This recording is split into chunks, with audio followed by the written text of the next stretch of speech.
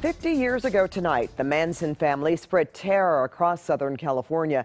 It started with the murders of actress Sharon Tate and her house guests in Benedict Canyon. I talked to Tate's sister about that night and why she worked with Quentin Tarantino to bring her late sister back to the big screen. Most of my traits actually are Sharon, very, very Sharon-esque, because she was my role model. Debra Tate is sister to late actress Sharon Tate. I'm Sharon Tate. I'm in the movie. You're in this? That's me. I play Miss Carlson, the klutz.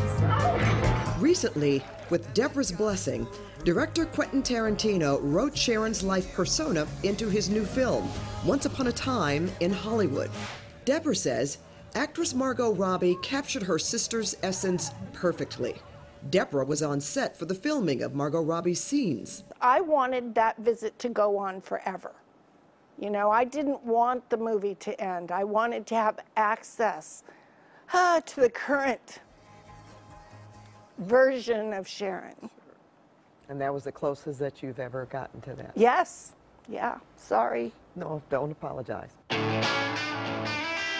Debra Tate was 16 years old and had spent most of the summer of 1969 at her sister's home on El Cielo Drive in Los Angeles, where Sharon and her husband, Roman Polanski, were getting ready to start a family. Polanski was out of the country. Debra happened to be away at her parents' home that fateful weekend. And Mother ripped the door open and said, "Sharon's dead." And it didn't make sense to me, and I thought, I'm not hearing things correctly. And then she collapsed to the floor, and I went, oh my God, this is real. Sharon and 4 others were stabbed to death a total of 102 times. Debra believes Manson's followers were looking for revenge on the previous homeowner, music producer Terry Melcher, whom Manson hoped would publish his music. I was told by Vincent Bugliosi that he very unceremoniously rejected the musical ability of Charlie and the rest of the family. Debra believes the LaBiancas, the Los Feliz couple murdered the following night, were also random victims of Manson and his followers. In 1971, a jury sentenced Manson and the Tate LaBianca killers to death. But the following year, the California Supreme Court abolished the death penalty, giving them life with the possibility of parole. Debra has spent the majority of the last 50 years attending parole hearings and getting petitions signed through her website, NoParoleForMansonFamily.com, in hopes of keeping them locked up. I'm in a room with them every year, as close to them as you and I are now.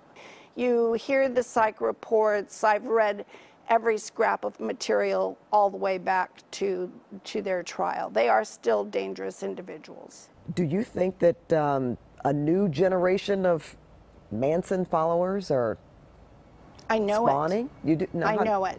Debra says a decade ago, she was warned by the Corcoran State Prison, where Manson was incarcerated, that followers called Mansonites were spreading nationwide.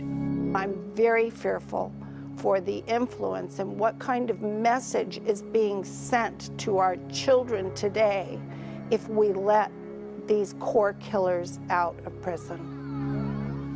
Now, there are reports that the LAPD still has 12 unsolved homicides that have ties to the Manson family.